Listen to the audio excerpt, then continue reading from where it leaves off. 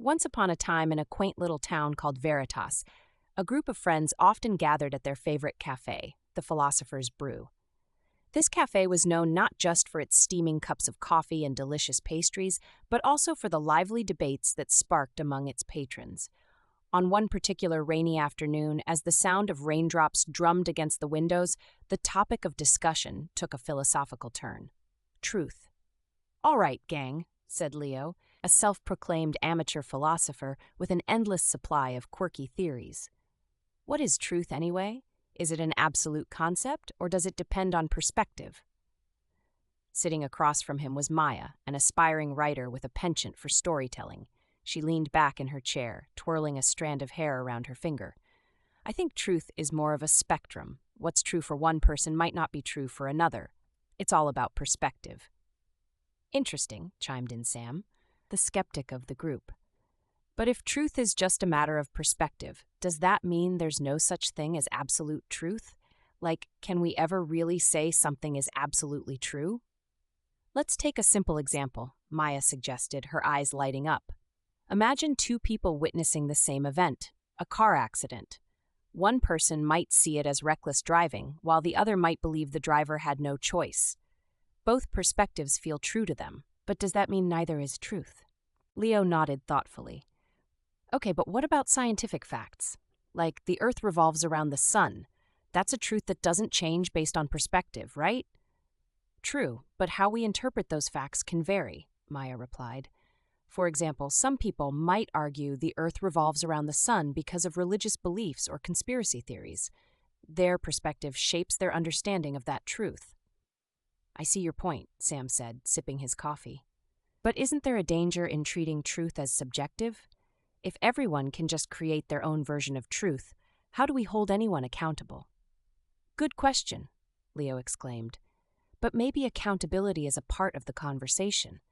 If we all agree that truth can be subjective, we can establish common grounds for communication and understanding. It doesn't mean we discard facts. It just means we acknowledge that everyone has their own lens." As the conversation flowed, the cafe buzzed with other patrons engaging in their own discussions. The smell of fresh coffee permeated the air, and the sound of laughter mingled with the clinking of cups. This was Veritas, a place where ideas thrived and dialogue was cherished. "Let's think of it this way," Maya interjected. "What if we considered truth like a tapestry? Each thread represents a different perspective, and when woven together, they create a fuller picture. None of the individual threads can claim to be the entire truth, but together they tell a more complete story." "I love that metaphor," Leo said, his enthusiasm contagious. "But what if someone pulls out a thread? Does that unravel the whole tapestry?" "Maybe," Maya replied, "but maybe it also opens up new spaces for understanding. If we're willing to explore the gaps left behind, we might discover new truths we hadn't considered before." "All right, let's throw in a twist," Sam said with a mischievous grin. "What if the truth is actually a lie? Like, what if we're all characters in a story and the author is playing with our perceptions?" Maya laughed. "That's a wild thought, but I think it's a reminder that we should be cautious about taking things at face value. Just because something seems true doesn't mean it is." Their conversation continued, weaving in and out of various examples and anecdotes from their own lives. They shared stories of misunderstandings with friends, moments of realization, and the complexities of human relationships. Each story added another layer to their understanding of truth and perspective. As the rain began to ease, the sun peeked through the clouds, casting a warm glow over the cafe. It felt like a sign, perhaps an invitation to embrace the beauty of uncertainty and the richness of diverse perspectives. "Hey, how about we put this to the test?" Leo suggested. "Let's each write a short story about a moment in our lives that highlights our individual truths. We can share them next week over coffee." The group agreed, excited by the prospect of exploring their own narratives and how they intersected with one another. It was a plan born out of their afternoon discussion, and it felt like the perfect way to dive deeper into the nature of truth.